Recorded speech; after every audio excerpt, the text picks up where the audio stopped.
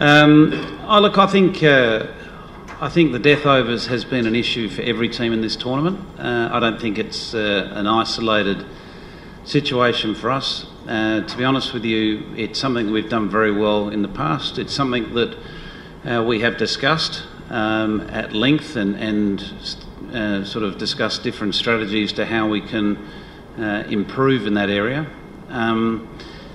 But we've also got to recognise and put it into perspective. One of the incidences where we came short in the death overs was our very first game, and Andre Russell hasn't stopped since then. So I think he's given everyone a headache. But yeah, look, it's an area that we recognise we can improve.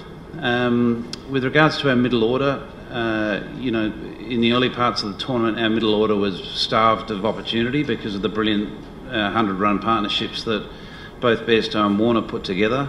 But since then, they've had opportunities and haven't really taken those opportunities, which has been disappointing because there's been a couple of games that we have felt that if they did, step up and take their chance, we'd be in a slightly different position. But again, that's an area we've discussed collectively as a batting group, but also we've discussed it internally with regards to what we feel is the best combination, moving forward. Kane is fit, which is great news for us because obviously, having another class top order bat is going to be important to us. It is going to change the dynamic because obviously an overseas player has to make way for Kane. But we were fully aware that situation was going to be, the challenge that we faced,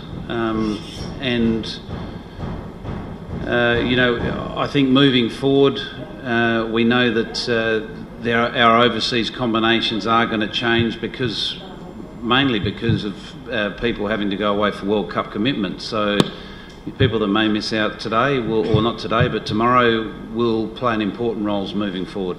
I think we've got to accept that last year Bhuvi played probably 70% of the games for us injured.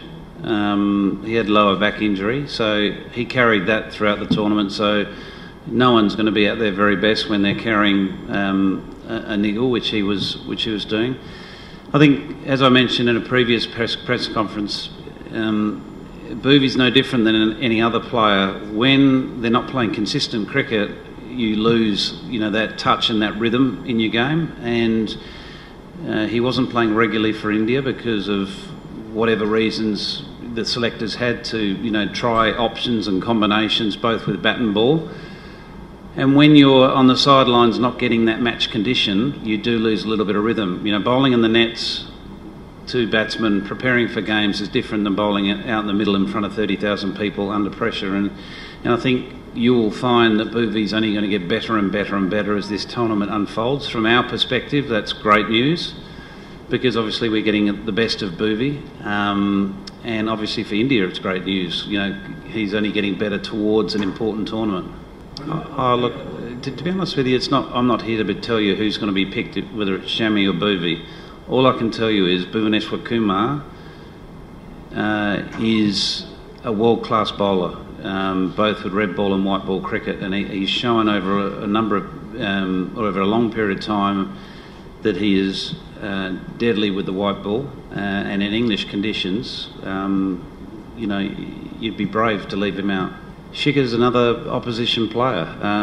Is no different than any other player that we come across. We obviously know him very well, and we've had a long association with Shikhar and a long friendship as a franchise with him. But he's moved on to another challenge and another opportunity at a franchise. So he is.